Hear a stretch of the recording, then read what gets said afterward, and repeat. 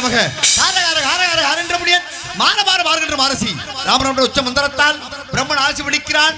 பிண்டத்தில் அண்டங்கள் தோற்றுவிக்கப்படுவது என்பதோ உண்மைதான். காலையில் எழுந்து கர்ம காரியங்கள் எல்லாம் முடித்துவிட்டு நேராக சென்றேன் சத்தியுலகம். அங்கு வீட்டு போகணும். பராவர்த்தனபுரம், பரத்திலே சிவம், சிவத்திலே சக்தி, சக்தியிலே சதாசிவம், சதாசிவத்திலே மகேஸ்வரன், மகேஸ்வரத்திலே ருத்ரம், ருத்ரத்திலே விஷ்ணு, விஷ்ணுவே பிரம்மா, பிரம்மாவிலே அப்பு, அப்பிலே வாயு, வாயிலே பிறகு, பிறகுலே அன்னம், அன்னத்திலே பட்சிகள் தோற்றுவிக்கப்பட்டன. திருஷ்டி, திதி, சம்ஹாரம் சொல்லக்கூடிய முத்தரக்கு சில பிரம்மக்கப்பட்ட முதல் நால்வரை தோற்றுவித்தார். அவர்கள் ஜனகர், ஜனதர், ஜனந்தனர், ஜனத்குமாரர் என்ற நால்வர் உடைத்து இந்த உலக உற்பத்திக்கு உத்தரவிட்டான். அதை ஏற்று செப்பன நடந்தார்கள். யாம் ஒருவன் மாத்திரம் இல்லறம் என்பதை அகற்றினேன். சிவன்மம் கொண்டேன். மண்ணாசை, பெண்ணாசை, பொருளாசை என்று சொல்லக்கூடிய மூவாசைகள் மறுத்து இந்த ஜடாமுகிடத்தை முடித்து இந்த மகதாள இசைத்து அபிஷேக பிரியா சிவா, அலங்கார பிரியா சோத்திர பிரியா சூர்யா, சாஸ்திர பிரியா சகதபா, சத்ய பிரியா ஹரிச்சந்திரா, அலங்கார பிரியா சுந்தராபா, கணிப்பிரியா கந்தா, பிரியா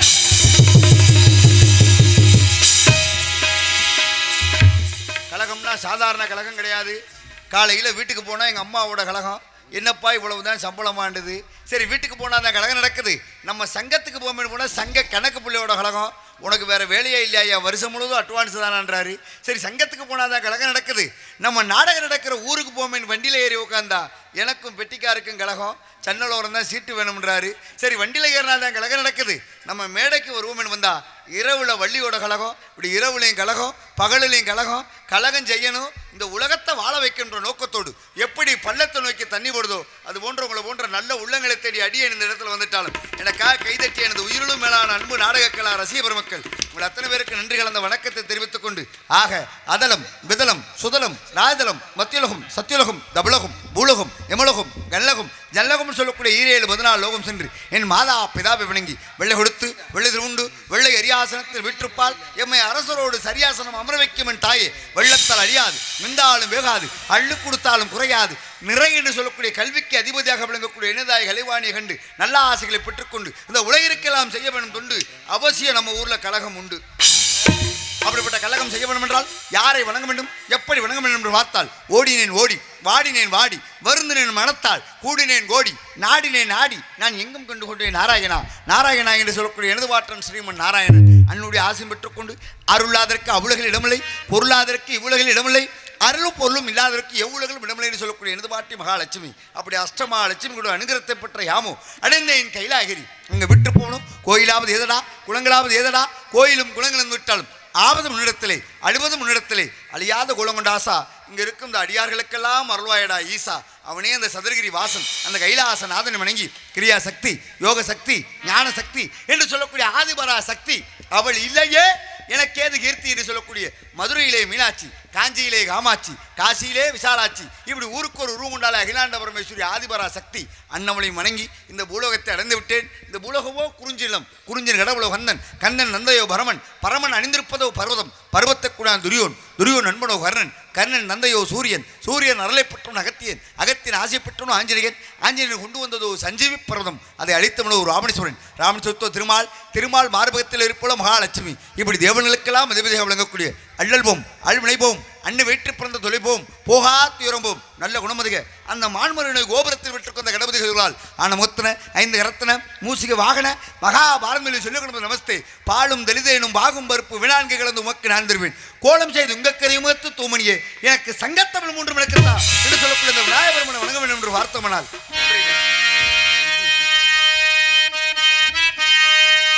ஓரானை கன்றை உமையாள் திருமகனை பாராண கற்பகத்தை பேணினான் வாராத புத்தி வரும் வித்தை தரும் புத்திர சம்பத்து தரும் சக்தி தரும் சித்தி தரும்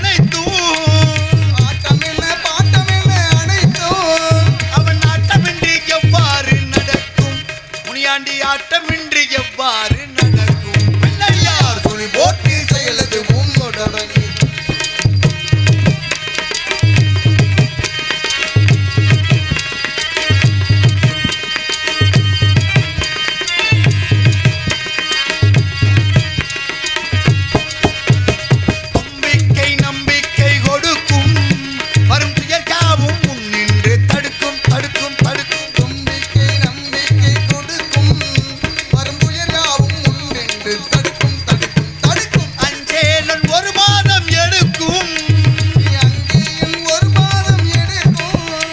அவன் அசிந்து வர அருண்மணிகள் ஒலிக்கும். இப்ப இந்த இடத்துல விநாயகர் பெருமானை வணங்க விட்டாலும் தாய் சிறந்த கோபுரம் இல்லை, தந்தை சொல்மக்க மந்திரம் இல்லை, 1000 உறவுகள் இருப்பின அன்னை தந்தை அன்பில் பெரியோர்கள் முன்னோர்கள் வாக்கு கிழங்க வெண்டாமரம் வந்து 4 வேதம் 6 சாஸ்திரம் 18 புராணம் 28 ஆகமும் 32 தான தர்மம் 64 கலை 96 தத்துவம் இப்படி ஆக்குமுதல் அங்கத்துக்கு முறையில் என்னதாய் கலைவாணி அன்னுடைய ஆசையும் இருக்க வேண்டும். உலகில் ஓரறிவு புல்பூண்டு, ஈரறிவு நீர்வாழ் வீரம், 3 அறிவு ஊர்மனை, 4 அறிவு பறவையினம், 5 அறிவு ஆடு மாடு. அப்படி நம்மளாம் நினச்சிக்கிட்டு தர்றோம்.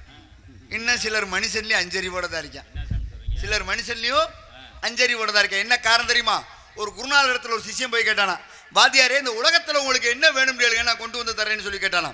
அப்பதான் குருநாதர் வந்து கொண்டாரா, தன்னுடைய சிஷியனுக்கு தலக்கணம் என்பது வந்துருச்சு, இவனுக்கு இதை உணர்த்தி காமிக்கணுமே என்பதற்காக இந்த உலகத்தில் எது மட்டமானதோ அதை கொண்டு வந்து குடியான்னு சொல்லி கேட்டாரா. நேராக பசுமாட்டுடைய தொழுவத்துக்கு போனானா, அங்கே பசுமாட்டுடைய சாணம் கிடந்துச்சா, இதாயா மட்டமானதை போய் எல்லுமே நல்ல போனானா. அப்போ ஒரு கிழவி சொன்னாலா, நான் பிள்ளையார் கோயிலில் வாசல் தெளிச்சு கோலம் போடணும், அதனால இது எனக்கு தேவைப்படுது மீனாலாம். அப்போ இதுவும் தேவைப்படும் போல, இதை விட ஏதாவது மட்டமானது இருக்கான்னு தேடி போமேன்னு போனானா. போகும்போது பாருங்க ஆட்டுக்குடி போன ஆட்டாம்பளுக்க கிடந்துச்சா, இதாயா மட்டமான இதை போய் எல்லுமே நல்ல போனானா. அப்போ ஒரு விவசாயி சொன்னாரா, என் தோட்டத்தில் ரோஜா பூலாம் பூத்து குலுங்குது, அதுக்கு உரமே இதுதான் தம்பினாரா. அப்போ இதுவும் தேவைப்படும் போல, இதை விட ஏதாவது மட்டமானது இருக்கான்னு தேடி போமேன்னு போனானா. போகும்போது பாருங்க ரோட்டில் யானையுடைய சாணம் கிடந்துச்சான், இது ஐயா மட்டமானது, இதை போய் அல்லுமே நல்ல போனானா. அப்போ ஒரு முதிய ஒரு கிழவன் சொன்னானா, என் காலில் ஊரம் பித்த வெடிப்பாக இருக்குது, இதில் ஏறி மிதிச்சா அவ்வளோ மருத்துவ குணம் இருக்குது தம்பினா, ஏறி மிதிக்கணும் கொஞ்சம் விளைக்குங்க தம்பினாரா. அப்போ இதுவும் தேவைப்படும் போல, இதை விட ஏதாவது மட்டமானது இருக்கான்னு தேடி போமேன்னு போனானா. போகும்போது பாருங்க ரோட்டில் ஒரு 5-6 பேர் மூக்கை பிடிச்சிக்கிட்டே நடந்தானா. என்னடா மூக்கை பிடிச்சி நடக்கிறான்னு திரும்பி தான் பார்த்தானா. ரோட்டோரத்தில் உட்காந்து ஒரு 5-6 பேர் உட்காந்து மலம் கழிச்சுக்கிட்டு இருந்தானா. அப்போ தான் உணர்ந்தானா, பசுமாட்டுடைய சாணம் பிள்ளையார் கோயிலுக்கு போச்சு, ஆட்டுடைய ஆட்டாம்பளுக்கு தோட்டத்துக்கு உரமாக போச்சு, யானையுடைய சாணம் மருத்துவத்துக்கு போச்சு, மனுஷா நீ எங்கடா போனன்றதை உணர்ந்தானா. அப்போ தான் உணர்ந்துக்கிட்டானா, உலகத்தில் மட்டமானவன் யாரு? மனுஷன் தானா. காரணம், கண்ணுக்கு தெரிந்த கடவுளே தாய் தேப்பன் தானா. யாராவது தாய் தேப்பனை மதிக்கிறோமா? முதல்ல என்ன எடுத்துக்கோங்க, ஏன் தாய் தேப்பன் சொல்ல கேட்டால், நான் ஏன் ஆவியூர்ல இருந்து இங்கே வரேன். காரணம் பாருங்களே, ஒரு தம்பதியருக்கு கல்யாணம் பண்ணி 10-15 வருஷமா பிள்ளையே இல்லையா. 15 வருஷம் கழிச்சு ஒரு ஆண் குழந்தை பிறந்துச்சா. அந்த ஆண் குழந்தையோட மார்பகத்தில் போட்டு நெஞ்சில் தூக்கி போட்டு தகப்பன் சொன்னா, மகனே மிதிடா, மிதிக்கிறதுக்கு தானே அப்போ ஒன்று நான் பெத்தேன்னு சொன்னானா. அதே மக ஒரு 25 வருஷம் கழிச்சு இந்த மணிக்கு ஊரே கூடி இருக்கும்போது அப்பனை ஊரறிய நெஞ்சிலே ஒரு எத்து விட்டானா. அப்போ அதே அப்பன் சொன்னான், சண்டாள பிள்ளை இப்படிலாம் எட்டி உதைக்கவாடா உன்னை நான் பெத்தேன்னு சொன்னானா. இதுலேருந்து என்ன தெரியுது? எந்த குழந்தை நல்ல குழந்தையை மண்ணில் பிறக்கையிலே அவன் நல்லவராவதும் தீயவராதும் மண்ணை தந்தை வளர்ப்பு நிலை சொன்னான். இந்த தாய்மார்கள்லாம் குழந்தைய தொட்டில போட்டு ஆட்டும் பொழுது என்ன சொல்லி ஆட்டணும்? மகனே நீ ஒரு டாக்டராக வரணும், போலீஸாக வரணும், இன்ஜினியராக வரணும், கலெக்டராக வரணும். அந்த குழந்தை டாக்டராகவோ போலீஸாவோ இன்ஜினியராகவோ வருமா?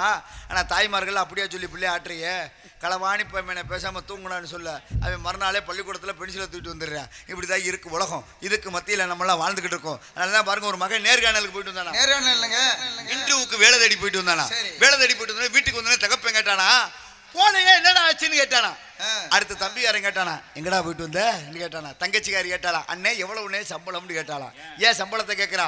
நாளைக்கு வந்தானே தாய் மாமனை வேட்டு போட்டு போகணும், அதனால எவ்வளவுனே சம்பளம்னு கேட்டாலாம். ஆனால் பெத்த தாய் தான் கேட்டாலாம், எப்போ காலையில் போனேன், ராத்திரி தாடா வீட்டுக்கு வந்த, மதியம் சாப்பிட்டியாப்பான்னு கேட்டாலாம். அப்படிப்பட்டதுங்க உலகத்தில் தாய்ப்பாசம் என்பதை சொல்லிக்கொண்டு, ஆக இந்த இடத்துல தாய்ந்தருக்கு ஒரு பெருமை சேர்க்க வேண்டும் என்று பார்த்தோம்னால், அதனால தான் நண்பர் ஒருத்தர் கேட்டார், கட்டின பொண்டாட்டிக்கும் பெத்த தாய்க்கு என்ன வித்தியாசம் கேட்டார். கட்டின பொண்டாட்டிக்கும் பெத்த தாய்க்கு என்ன வித்தியாசம் கேட்டார். அப்பதான் நான் சொன்னேன், அண்ணே தீபாவளி வந்தா 2 பேத்துக்குள்ள வித்தியாசத்தை தெரிஞ்சுக்க. அது எப்படி? வேற ஒன்றும் கிடையாதுன்னு. கட்டின பொண்டாட்டிக்கு தீபாவளிக்கு மதுரை ராஜமஹாலில் ஒரு 5000 ரூபாய்க்கு பட்டுச்சல் எடுத்து கொடுங்களே. அப்போ கூட அவள் சொல்லுவா, அடுத்த வீட்டுக்காரி 7000 ரூபாய்க்கு கட்டியிருக்கேன், எனக்கு வெறும் 5000க்கு தாராண்டுவா. யாரு? கட்டின பொண்டாட்டி. அதே பெத்த தாய்க்கு ஒரு 500 ரூபாய்க்கு எடுத்து கொடுங்களே, அந்த தாய் சொல்லுவா, எனக்கு எதுக்குப்பா 500 ரூபாய்க்கு ஒரு 200 ரூபாய்க்கு எடுத்து கொடுத்தா போதாதான்னு சொல்லுவா. அப்படிப்பட்டதுங்க உலகத்தில் தாய் பாசம் என்பதை சொல்லிக்கொண்டு, ஆக நன்றி நன்றி நன்றி. ஆக அப்படியெல்லாம் இருந்துட்டால் உலகத்தில், ஆக இந்த இடத்துல எனக்கு தாயும் தந்தையுமாக விளங்கக்கூடியவர் எழுதுபாட்டன் ஸ்ரீமன் நாராயணன். ஆக அதனால தான் பஞ்ச பாண்டவர்களில் ஒருவரான அர்ஜுனனை குருஷேத்திர போர்க்களத்திலே வைத்து அன்று பகவத்கீதை உபதேசம் செய்தார் எனது பாட்டன் புருஷோத்தமன். தர்மம் வாழ்வதனை சூதுகவும் மீண்டும் இந்த பூலோகத்தில் தர்மமே வெல்ல வேண்டும் என்று அந்த பரநாமனுடைய புகழை பாட வேண்டும் என்று பார்த்தோம். நான் 4 வச்சுக்கிறேன்.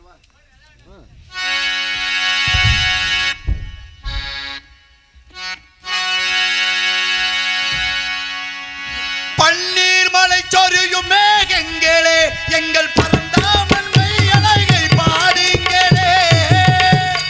பன்னீர் மலை சொரியும் மேகங்களே, எங்கள் பரந்தாமன் மெய்யழகை பாடுங்களே. தென்கோடி தென்றல் தரும் ராகங்களே, எங்கள்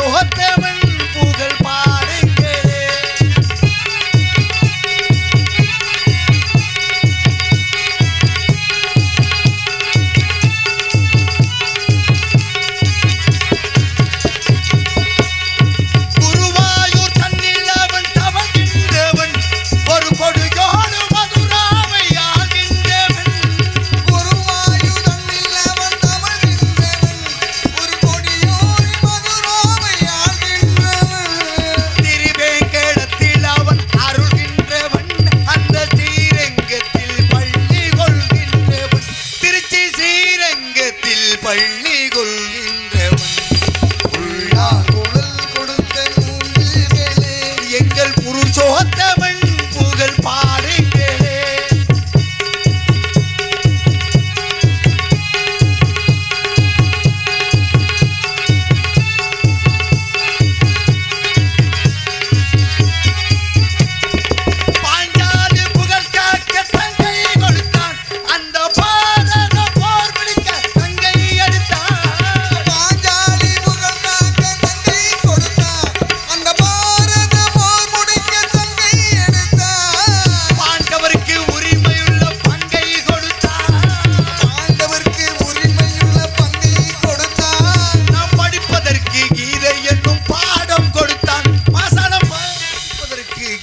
என்னும் பாடம் கொடுத்தான்.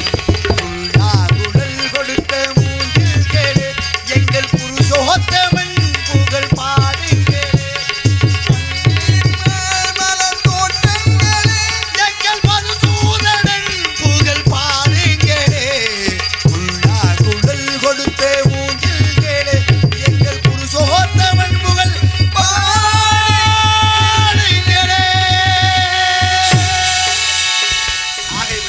ஸ்ரீமன் நாராயணனை புகழை பாடிவிட்டால் உலகம் சேமம் பெற வேண்டும் என்ற நோக்கத்தோடு பார்த்தமானால் ஒவ்வொரு நாட்டிலும் ஒரு வகையான பிரச்சனை. ஆனால் நாட்டில் எவ்வளோ பிரச்சனைனாலும் பரவாயில்லைங்க, தீர்த்து வச்சிடலாங்க. ஒவ்வொரு ஊரில் எவ்வளோ பிரச்சனைனாலும் பரவாயில்லைங்க, ஊர் தலைவர்கிட்ட சொல்லி தீர்த்து வச்சிடலாம். ஆனால் ஒவ்வொரு வீட்லையும் தீர்க்க முடியாத பிரச்சனைன்னு ஒன்று இருக்குது. அதெல்லாம் உங்களுக்கு தெரியுமா என்ன பிரச்சனைன்றது? ஒவ்வொரு வீட்லையும் தீர்க்க முடியாத பிரச்சனை அதுதான் மாமியார் மருமக பிரச்சனை. வீட்டில் தீர்க்க முடியாத பிரச்சனையே மாமியார் மருமக பிரச்சனை தான். காரணம் பாருங்களே, என்னை போன்ற இளைஞன் காதலிச்சு கல்யாணம் பண்ணிக்கிட்டானா. கல்யாணம் பண்ணணும் இந்த வீட்டுக்கு வந்த மருமகாரி சொன்னாலும், அத்தை நீங்கள் தனி கொடுத்துறோம்லாம் போகாதீங்க, எங்கள் வீடே இருங்கத்த, உங்களுக்கு 3 நேரம் சோறு 2 நேரம் காப்பி தண்ணி நான் ஆக்கி போடுறதுனாலாம். 6 மாதம் கழிச்சு இந்த 3 நேரம் சோறு 1 நேரம் சோறாக மாறிச்சு, 2 நேரம் காப்பி 1 நேரம் காப்பியாக மாறிச்சு. கடைசியில் சோறு இல்லை காப்பி இல்லை, வீட்டுக்கு வெளியே திண்ணையில் தள்ளிட்டா. திண்ணையில் படுத்த படுக்க கிடந்து இந்த கிளவியும் செத்து போயிட்டா. செத்த கிளவியை தூக்கிட்டான். ஆனால் கிளவி படுத்து கிடந்தா பார்த்தீங்களா, அந்த இடத்துல ஒரு பாயும் தலகாணி மட்டும் கிடந்துச்சான். இதை போய் இந்த பேரம்பிள்ளை போய் மடித்து சுருட்டி எடுத்துக்கிட்டானா.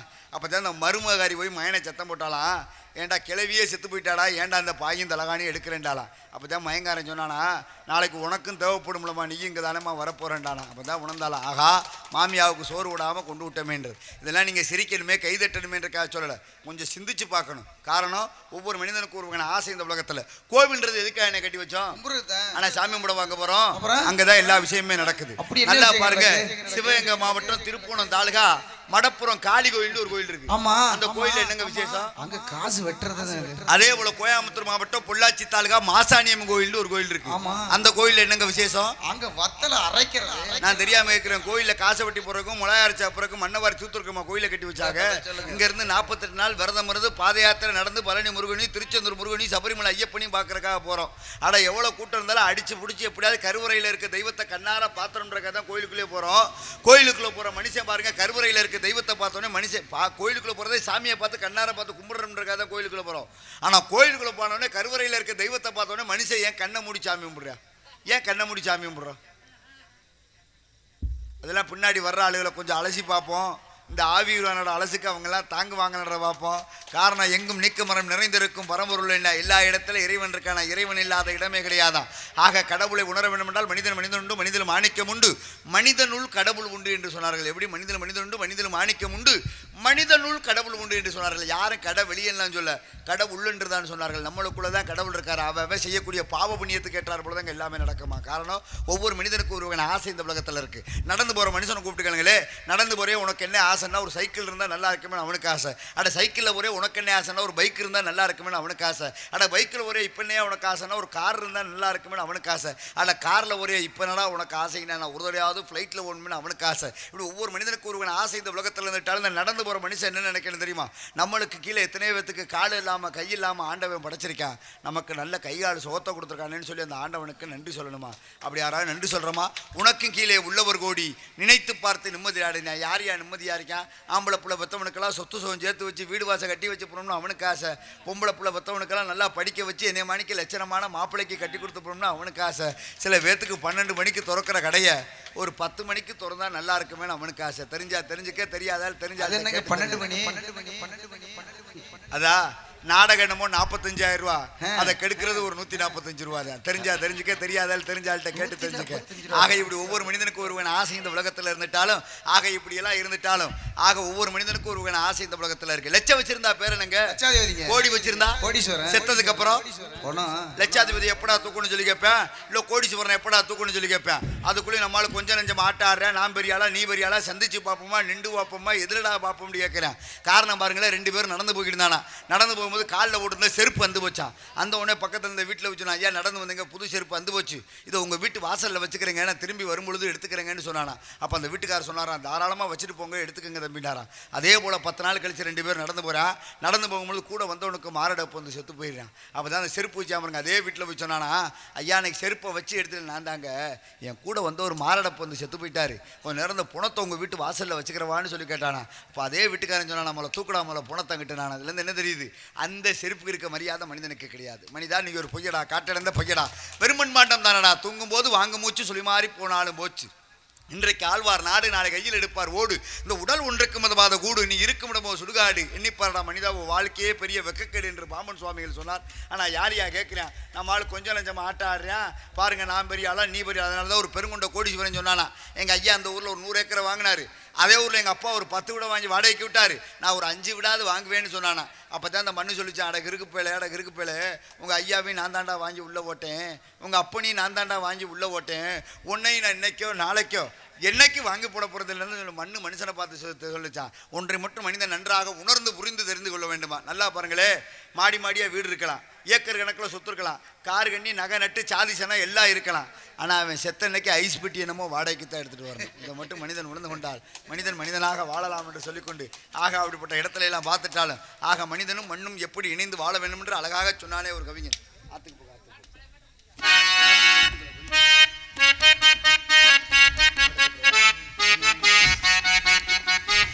ஆத்துக்கு பக்கம் ஆத்து சுரக்கிற ஊத்துக்கு பக்கம் யாரோ வச்ச தென்னை, அது நம்பி இருக்குது மண்ணு, அடிதானாக வளர்ந்த மரம் பாரம்மா, ஒரு தாயாரு தந்தை யாரு தூரம்மா. ஆத்துக்கு பக்கம் ஆத்து சுரக்கிற ஊத்துக்கு பக்கம் யாரோ வச்ச தென்னை, அது நம்பி இருக்குது மண்ணு, அடிதானாக வளர்ந்த மரம் பாரம்மா, ஒரு தாயாரு தந்தை யாரு தூரம்மா.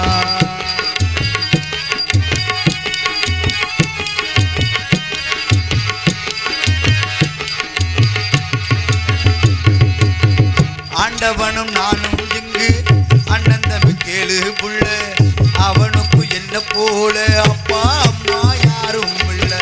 ஆண்டவனும் நானும் இங்கே அண்ணன் தம்பி கேளு புள்ள, அவனுக்கு என்ன போல அப்பா அம்மா யாரும் இல்லை. ஓடும் நதி ஒருத்தனுக்கு சொந்தமில்லை அம்மா, ஓடும் நதி ஒருத்தனுக்கு சொந்தமில்லை அம்மா, அந்த ஓட்டை வீட்டுக்காரனுக்கு சொந்தமில்லாம் சும்மா. ஆத்துக்கு பக்கம் ஆத்து சுரக்கிற ஊத்துக்கு பக்கம் யாரோ வச்ச தென்னை, நம்பி இருக்குது மண்ணு, அடிதானாக வளர்ந்த மரம் பாரம்மா, ஒரு தாயாரு தந்தை யாரு தூரம்மா.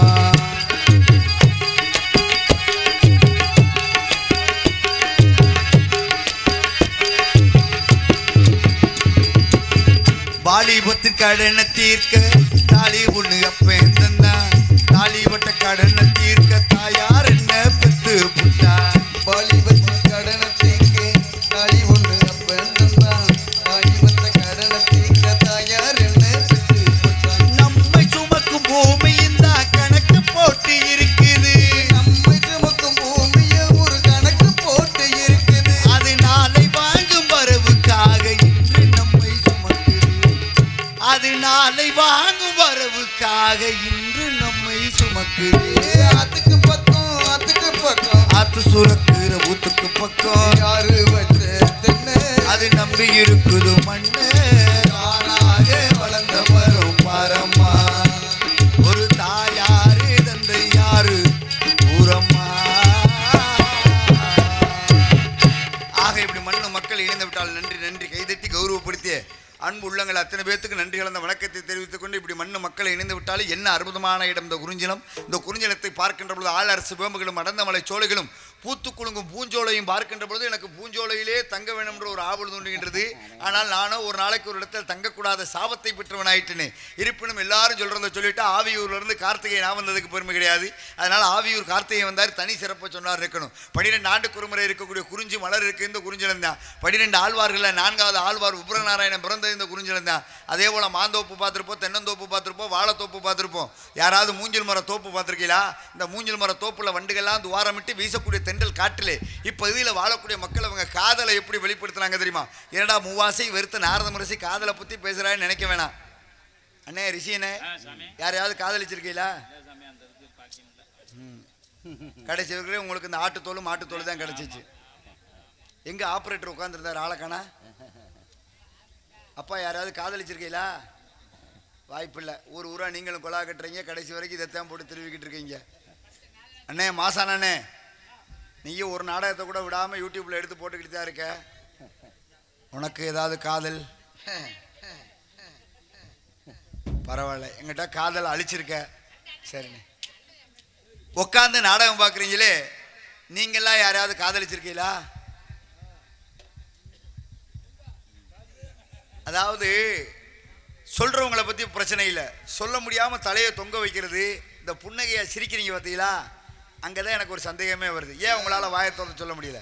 ஆனால் நீங்கள் சிரிக்கிறத வச்சு நான் கணிச்சுக்கிட்டேன் எத்தனை பேர் குடியை கெடுத்துருப்பீங்க, எத்தனை பேர் குண்டாச்சட்டியை நொறுக்கியிருப்பீங்கன்னு. ஏன் உங்களால் வாயை திறந்து சொல்ல முடியல? சொன்னால் காலையில் வீட்டில் சோறு கிடைக்காது, அதனால் உங்களால் வாயை திறந்து சொல்ல முடியலை. ஆக முதல்ல காதல்னால் என்னன்றதை முதல்ல தெரிஞ்சுக்கிறணும். காதல்னால் முதல்ல அன்பு. அன்புன்ற காதல் எங்கே இருக்கணும்? பாருக்குள் நல்ல நாடு நம்ம பாரத திருநாடு, நம்ம இந்திய திருநாட்டு மேலே முதல்ல அன்புன்ற காதல் இருக்கணும். அதுக்கு மேலே பார்த்தோம்னா இரவுன்னு பார்க்காம, பகலுன்னு பார்க்காம, வெயிலுன்னு பார்க்காம, மழைன்னு பார்க்காம, பனின்னு பார்க்காம நம்ம நாட்டு எல்லை பகுதியில் இருக்கிறார்கள் இந்திய இராணுவ வீரர்கள், அவங்க மேலே அன்புன்ற காதல் இருக்கணும். அதுக்கு மேலே பார்த்தோம்னா யாதும் ஊரே யாவரும் கேளின்னு சொல்லி உலக ஐநா சபையில் 583 நாடு கலந்து கொண்ட ஐநா சபையில் நம் தாய்மொழியாம் தமிழ் மொழி இந்த உலகத்திற்கே பரிசாட்டினாரே. தென்கோடி ராமேஸ்வரத்தில் பிறந்தார் ஐயா ஏபிஜே அப்துல் கலாம் ஐயா சொன்னது போல நம் தாய்மொழியாம் தமிழ் மொழி மேலே அன்புன்ற காதல் இருக்கணும். கைதட்டின ஒரே ஒரு தமிழனுக்கு மட்டும் நன்றி. மத்தாலூரா சவுத் ஆப்பிரிக்காவா நான் தெரியாமல் கேட்குறேன். கைதட்டினா குறைஞ்சா போயிடுவோம். நல்லா தெரிஞ்சுக்கங்க, தமிழனுக்குள்ளே ஒற்றுமை வேணும். தமிழனுக்குள்ளே ஒற்றுமை இருந்தால் கர்நாடகாவிலேருந்து காவேரியில் தண்ணி வரும். காவேரியில் தண்ணி வர காரணம் என்ன? தமிழனுக்குள்ளே ஒற்றுமை இல்லை, அதனால் கர்நாடகாவிலேருந்து காவேரியில் தண்ணி வரல. நல்லா அந்த கதையை கூர்ந்து கவனிங்க. என் சொந்த ஊரான ஆவியூரில் என் பக்கத்து வீட்டுக்காரர் ஒருத்தர் போர் போட்டார். போர் போட்டோடனே போரில் தண்ணி வரலன்னு உடனே நீரோட்டம் பார்த்தவன் மேலே தப்புன்னு சொல்லி சண்டைக்கு போனார். அப்போ தான் நான் கூப்பிட்டேன், நீங்கள் வாங்கினே நீரோட்டம் பார்த்தவர் மேலே தப்பு இல்லை, நீங்கள் கூட்டிகிட்டு வந்த வண்டி தானே சரியில்லைன்ட்டு. என்ன தம்பி சொல்கிறீங்கன்றார். அப்போ தான் நான் சொன்னேன், வண்டி நம்பரை பாருங்கண்ணே, அது கர்நாடகா வண்டினே, அதனால் தண்ணி வராது, நீங்கள் வேணால் பாண்டிச்சேரியிலேருந்து ஊட்டி வந்த உங்களுக்கு குடிக்கிறதுக்கு நான் அடிக்கிறதுக்கு கூட தண்ணி வருமுன்னு சொன்னேன். ஏன் இதை சொல்கிறேன்னா, அதனால ஒரு முத்தமிழறிஞர் ஒருத்தர் கூட சொன்னார், வாடிய வயிறை கண்ட போதெல்லாம் என் மனம் வாடினேன் என்றான் எங்களூருக்காரன், தமிழ்நாட்டுக்கு தண்ணியே இல்லை என்றான் பெங்களூருக்காரன் என்று சொன்னார். காரணம் பாருங்க. ஆனால் தமிழன், தமிழுடைய கலாச்சாரம், தமிழுடைய பண்பாடு எல்லாத்தையும் சீர்குலைப்பது, மொத்தத்தில் தமிழ்நாடுவே எப்படி அழிப்பதுன்னு ஒரு சமூகமே திட்டம் போட்டுக்கிட்டு இருக்கான். நேரடியாக நான் விஷயத்துக்கு வந்துடுறேனே. ஹிந்தியை கற்றுக்க மத்திய சர்க்காரில் வேலை கிடைக்க முடியா? ஹிந்தியை கற்றுக்க மத்திய சர்க்காரில் வேலை கிடைக்க முடியா? ஆனால் ஹிந்தி தெரிஞ்சவன் பூரா என்ன பண்ணுறான்? பெரியார் பஸ் ஸ்டாண்டில் பானிபூரி விற்கிறான், சமுக்காலை விற்கிறான், ரோட்டில் டவராக விற்றுக்கிட்டு இருக்கான். அதானே உண்மை. ஆனால் தமிழ் இந்த உலகத்திற்கு நாகரிகம், உண்ணும் உணவு, உடுத்து முடை, ஆன்மீக வழிபாடை கூட உலகத்திற்கு எடுத்துக்காட்டா சொன்னவன் தமிழை. அப்படிப்பட்ட தாய்மொழியாம் தமிழ் மொழி மேலே அன்புன்ற காதல் வேணும். அதுக்கு மேலே பார்த்தோம்னா யாரு பாருங்க, பொண்டாட்டி தாலியை பேங்கில் வச்சாவது இந்த நாட்டுக்கே சோறு போடுகின்றானே தமிழக விவசாயிகள், அந்த தெய்வத்தின் மீது அன்புன்ற காதல் வேணுங்க. யாருக்குங்க இந்த நாட்டில் விவசாயிகளோட அருமை தெரியுது? நல்லா பாருங்களே. சிகரெட்டை விற்கிறவன் சிகரெட் என்ன விலைன்னு சொல்கிறான், காரை விற்கிறவன் கார் என்ன விலைன்னு சொல்கிறான். ஆனால் இந்த நாட்டுக்கே சோறு போடுறவன் விவசாயி. தான் உற்பத்தி பண்ணக்கூடிய நெல்லுக்கும் காய்கறிக்கும் விலையை நிர்ணயம் பண்ண முடியாத ஒரு அவலநிலை இந்த விவசாய தொழிலில் தான் இருக்குது. யார் கேட்க முடிஞ்சுச்சு? நல்லா பாருங்களே. சமீபத்தில் ஒரு கல்யாணம் நடந்துச்சு, ஆசியாவிலே ஒரு பெரிய கல்யாணம். இந்த கல்யாணத்தை நடந்தோடனே கல்யாண மாப்பிள்ளை இருக்காருல்லையா, அவருடைய அப்பாட்ட போய் கேட்டாங்களா, ஐயா 5000 கோடிக்கு கல்யாணம் பண்ணியிருக்கீங்க, இந்த பணம்லாம் எதில் இருந்துங்க முதலீடு பண்ணீங்கன்னு கேட்டாங்க. அவர் சற்றும் தயங்காமல் ஒரே வார்த்தையில் சொல்லிட்டாரு, என் மயனுக்கு கல்யாணமே மாம்பழம் விற்று தான் நாங்கள் கல்யாணம் பண்ணோம்டாராம். பார்த்தீங்களா, மாம்பழம் விற்று 5000 கோடிக்கு கல்யாணம் பண்ணியிருக்கேன். ஆனால் நம்மளால் என்ன பண்ணுறேன், விவசாயம் வருஷம் பூரா பண்ணி நட்டம்னு தான் சொல்லிக்கிட்டு இருக்கேன். காரணம் சொல்கிற வார்த்தையும் செய்கையும் ஒன்றாக இருக்கக்கூடாது. பாருங்களேன், நம்மளால் முத நாளே நடவு நடந்துச்சுன்னா அவன் வாழ்க்கை நடந்துக்கிட்டே இருக்கும். முத நாள் என்ன சொல்கிறேன், நடவு நட்டம் சொன்னால் அப்போ எதில் கொண்டு போய் விடுது? நட்டத்தில் தான் கொண்டு போய் விடுது. ஆக அதனால் அப்படிப்பட்ட இடத்துல எல்லாம் இருந்துட்டாலும் அதனால தான் பாருங்கள், எங்கள் ஐயா சாப்பிட்டாரு, எங்கள் அப்பத்தா போய் வெத்தலை முடிச்சு கொடுத்துச்சு. எங்கள் ஐயா சாப்பிட்டாரு, எங்கள் அப்பத்தா போய் வெத்தலை முடிச்சு கொடுத்தாரு. இன்னைக்கு எங்கள் அப்பா சாப்பிட்றாரு, எங்கள் அம்மா சக்கரை பாருங்க. எங்க ஐயா சாப்பிட்டாரு, எங்க அப்பத்தா வெத்தலை முடிச்சு கொடுத்துச்சு. எங்க அப்பா சாப்பிட்றாரு, எங்க அம்மா சக்கரை வியாதிக்கு மாத்திரை எடுத்து கொடுத்துக்கிட்டு இருக்கு. காரணம் உணவு பழக்க வழக்கங்கள்லாம் மாறிக்கிருச்சு. அதனால நண்பர் கேட்டார், இந்த விவசாயிகளுடைய தலையெழுத்தெல்லாம் எப்பயா மாறும்னு சொல்லி கேட்டாரு. அப்பதான் நான் சொன்னேன், காலில் ஓட்டுறதுக்கு செருப்பு கூட ஏசி ரூம்ல இருக்கு. மனுஷன் சாப்பிட்ற காய்கறியெல்லாம் இன்னும் ரோட்லையும் தெருவுலையும் தானே வச்சு வித்துக்கிட்டு இருக்கான். இதெல்லாம் என்னைக்கு மாறுமோ அன்னைக்கு தாங்க இந்த விவசாயிகளுடைய தலையெழுத்து மாறும்னு சொன்னேன். அப்படிப்பட்ட விவசாயிகள் மேலே அன்புன்ற காதல் இருக்கணும். அதுக்கு மேலே பார்த்தோம்னா, எண்ணென்ப ஏன எழுத்தென்ப வீரனு கண்ணென்ப வாழும் உயிருக்கு கல்வி கரையில் கற்போர் நாள் சில மெல்லத்தின் இருமலை சொல்லி கல்வியை போதிக்கிறார் எங்கள் வாத்தியார். அந்த வாத்தியார் ஸ்தானத்தில் இருக்கக்கூடிய இசை கலைஞர் பெருமக்களே, உங்கள் மேலே அன்புன்ற காதல் இருக்கணும். அதுக்கு மேலே பார்த்தோம்னா, தோல்லையும் மாறலையும் தூக்கி போட்டு சுமக்கிறா பாருங்க தகப்பேன், அந்த தகப்பை மேலே அந்த தகப்பை மேலே அன்புன்ற காதல் இருக்கணும். ஆனால் எந்த பிள்ளைக்கு எங்கள் அப்பனோட அருமை தெரியுது?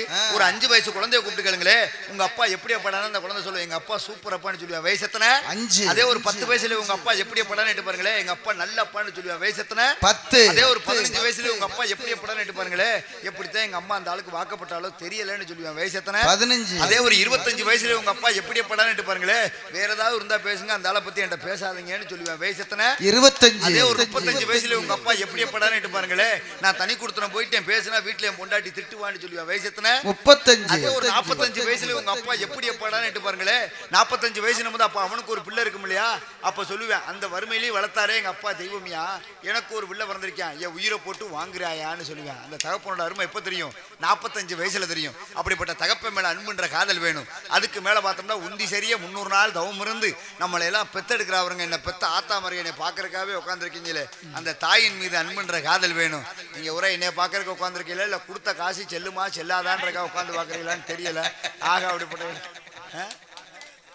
கொடுத்த காசு செல்லுமா, சந்தோஷம் போது, வாங்குற காசு எனக்கு நிலைக்கும்.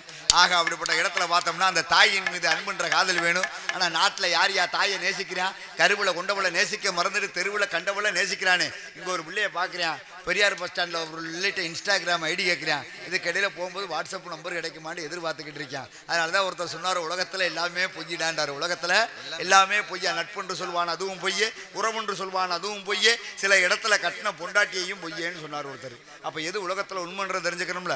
நட்பும் பொய்யினா, ஒரே தட்டில் சோறு போட்டு சாப்பிடுவேன், ஒரே சட்டையை மாற்றி மாற்றி போட்டுக்கிடுவேன், நீ தாண்டா உசுரண்டிவான். ஆனால் பொம்பளைன்னு ஒருத்தி வந்துட்டான்னு வச்சுக்குவேன், அண்ணன் தம்பியாக இருந்தாலும் பாஞ்சுக்கிடுவேன். ஆக நட்பும் பொய்யண்டா, உறவும் பொய்யண்டா. நம்மகிட்ட 10 லட்ச ரூபா பணம் இருக்குன்னு நம்ம முன்னாடி 10 பேர் சுற்றி ஏப்பா நீ வராமல் அந்த காரியம் நடக்காது, வந்து சேர்ப்பா வாப்பாண்டிவா. அதே நம்மகிட்ட ஒரு 10 காசு இல்லைன்னா நம்மளை ஒரு ஆளாக மகிழ்ச்சியவனா கூப்பிடுவானா? உறவை நீடிக்கிறது பணம்ன்ற ஒரு விஷயம். நல்லா பாருங்களேன், பணம் இருந்தால் பத்திரிகையில் பேர் மேலே இருக்கும், இல்லைன்னா வெறும் பத்திரிக்கை கொடுத்து முடிஞ்சா வாடா, இல்லாட்டி இங்கேருந்து வாழ்த்த சொல்லி அனுப்பலான்ட்டு போயிடுவான். உறவை நீடிக்கிறது பணம்ன்ற ஒரு விஷயம். சில இடத்துல பாருங்க, கட்டின பொண்டாட்டியும் பொய்யன்ற. இது எப்படி நான் சுருக்கமாக சொல்லவா இல்லை விரிவா சொல்லவா? விரிவா சொல்ல.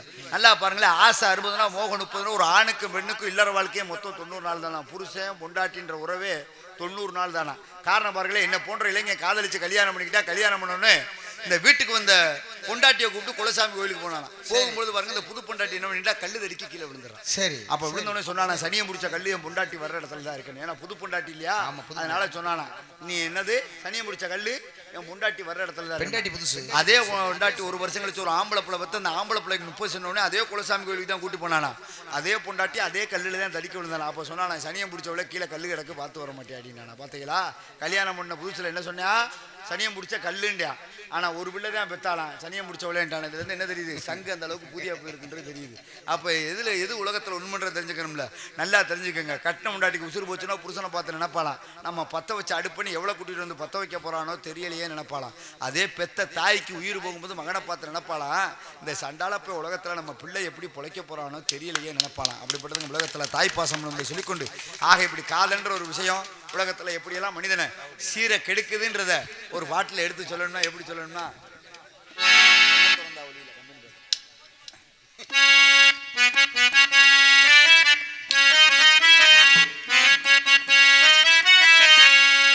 கண்ணு துறந்தா ஒளிவல்லே,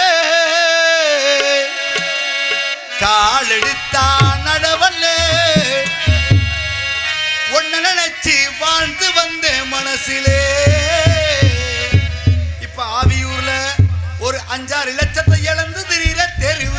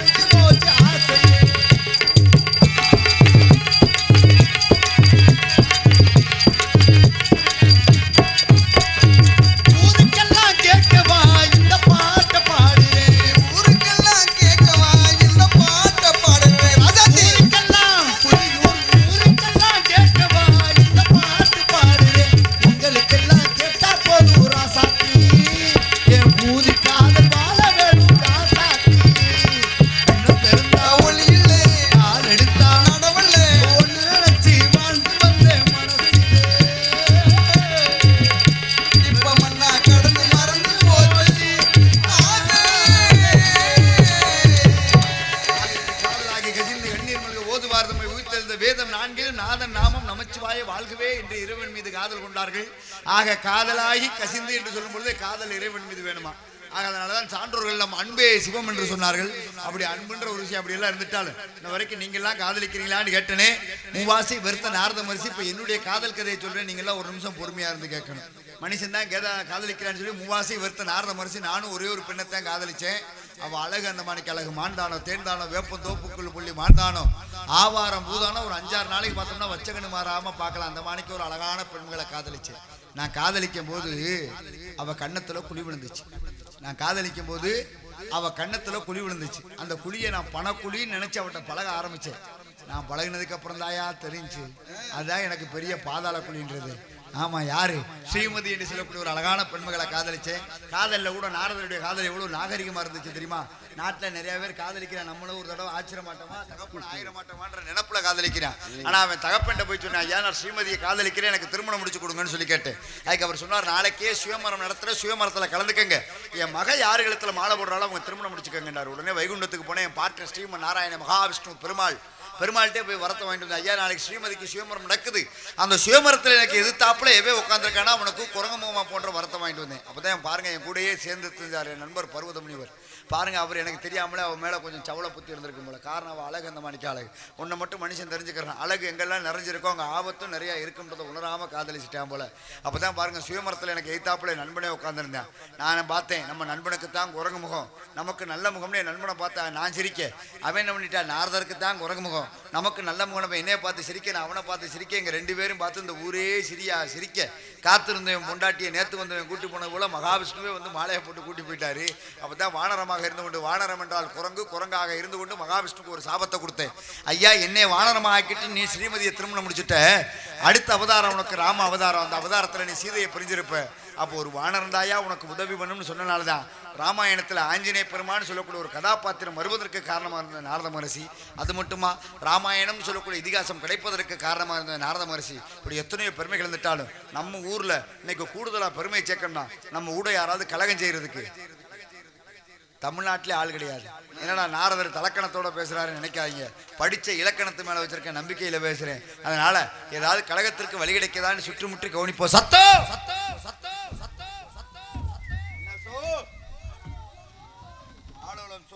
அழகான கானம், அற்புதமான கானம். இது போன்ற கானத்தை இது வரைக்கும் இந்த வட்டாரத்திலே காணோம். ஆக கேட்டவனே பிறந்ததொரு நல்லதொரு ஞானம் என்று சொன்னார்கள்.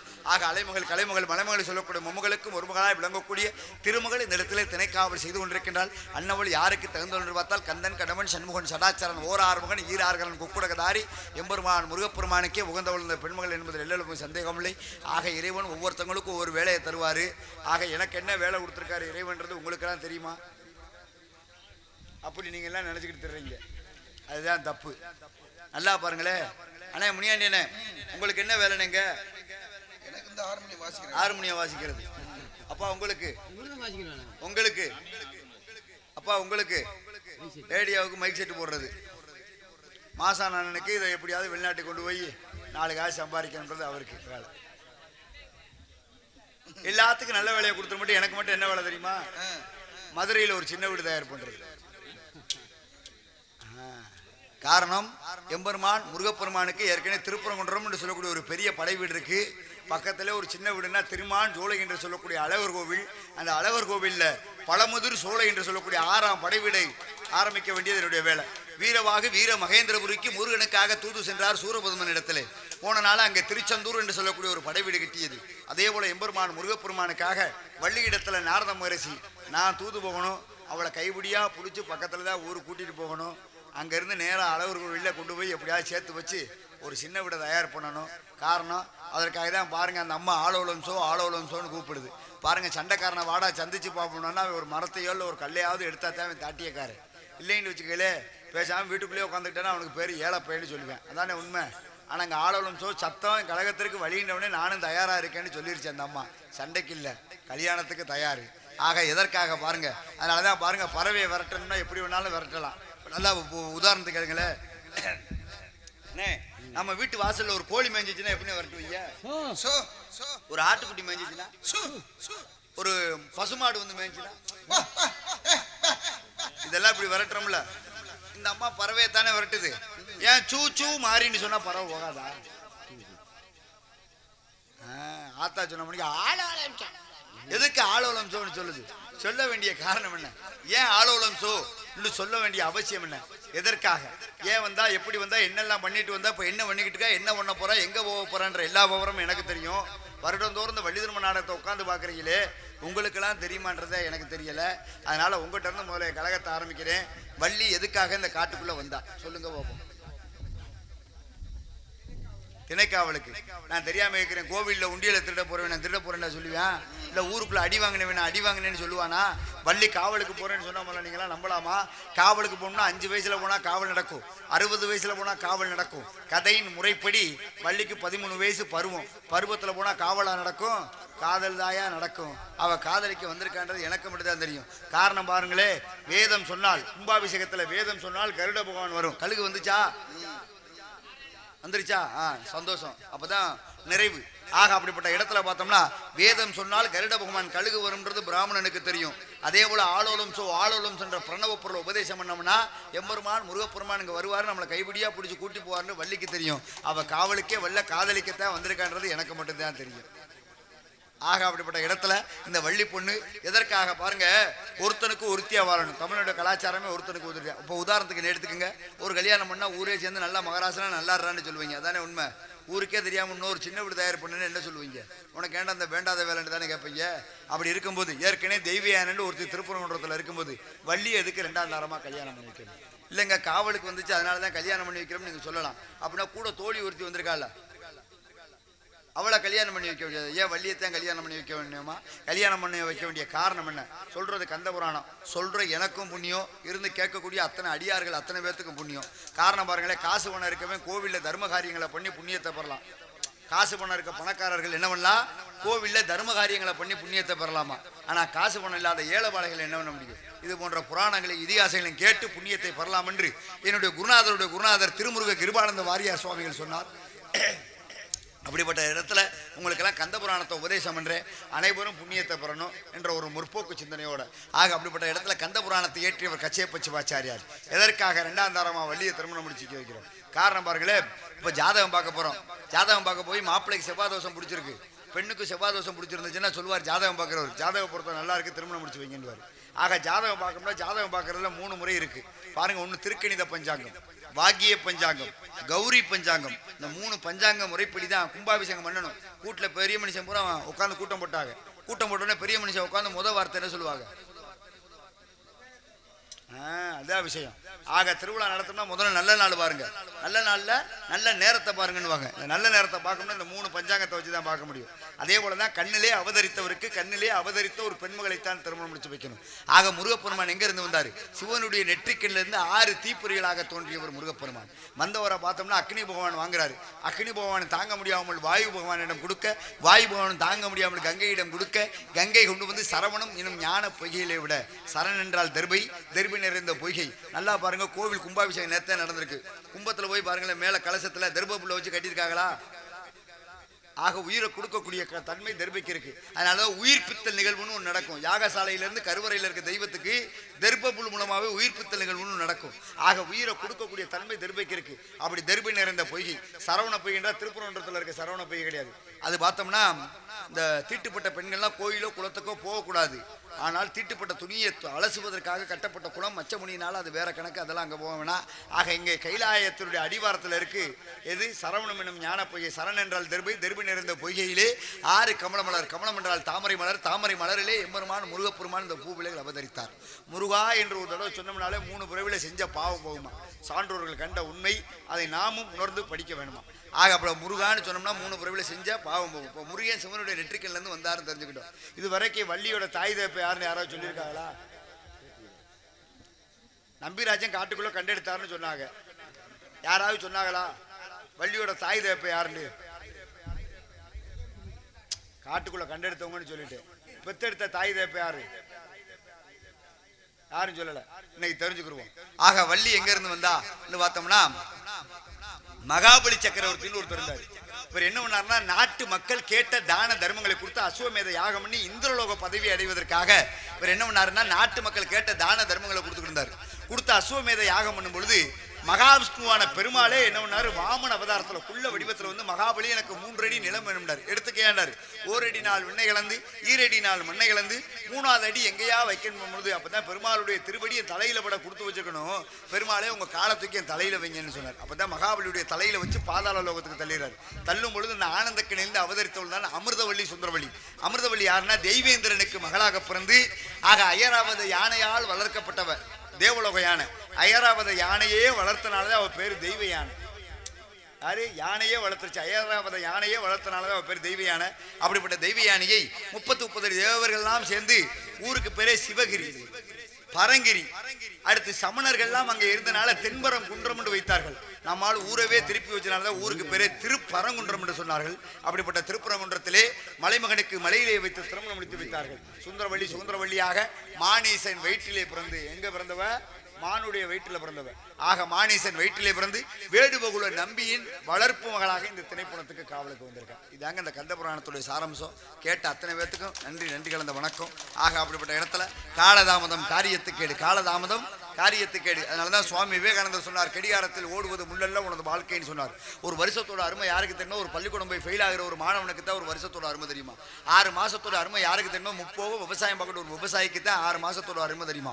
ஒரு மாசத்தோட அருமை யாருக்கு தெரியுமா? குறமாத்தையில பிள்ளை பக்கிற ஒரு தாய்க்கு தான் ஒரு மாசத்தோட அருமை தெரியுமா? ஒரு வாரத்தோட அருமை யாருக்கு தெரியுமா? ஒரு வாரப்பத்திரிக்கை ஆசிரியருக்கு தான் ஒரு வாரத்தோட அருமை தெரியுமா? ஒரு நாளோட அருமை யாருக்கு தெரியுமா? ஒரு வகுப்பு ஆசிரியருக்கு தான் ஒரு நாளோட அருமை தெரியுமா? 1 மணி நேரத்தோட அருமை யாருக்கு தெரியுமா? நெஞ்சு வலி வந்து பெரியாஸ்பத்திரிக்கு தூக்கிட்டு போற பாருங்க, அவனுக்கு தான் 1 மணி நேரத்தோட அருமை தெரியுமா? ஒரு நிமிஷத்தோட அருமை யாருக்கு தெரியுமா? ஒரு நிமிஷத்துல ஒரு ரயில கோட்டை விட்டுறவனுக்கு தான் ஒரு நிமிஷத்தோட அருமை தெரியுமா? ஒரு செகண்டோட அருமை யாருக்கு தெரியுமா? ஒரு செகண்டுங்க ஆக்சிடென்ட் தப்பிச்சாங்கன்ற பாருங்க, அவனுக்கு தான் ஒரு செகண்டோட அருமை தெரியுமா? இது ஒரு செகண்ட், இதுலயும் பாதி மைக்ரோ செகண்ட். இந்த மைக்ரோ செகண்டோட அருமை யாருக்கு தெரியுமா? ஒரு ஓட்டப்பந்தயத்தில் இது போன்ற தங்கப்பதக்கத்தை நழுவுற ஒரு வீரனுக்கு தாங்க இந்த மைக்ரோ செகண்டோட அருமை தெரியுமா? நன்றி கைதட்டி அன்புள்ளங்கள் அத்தனை பேருக்கு நன்றியை தெரிவித்துக் கொண்டு ஆக கழகம் செய்யணும், இந்த உலகத்தை வாழ வைக்கின்ற நோக்கத்தோடு வருகிறான் காவலாளி. ஆக அவனை சந்திக்க வேண்டும் என்பது கழகத்தை பற்றி சிந்திக்க வேண்டும் என்று வார்த்தவனார். சுத்தரம் நிறைந்ததும் பொன்சிறந்த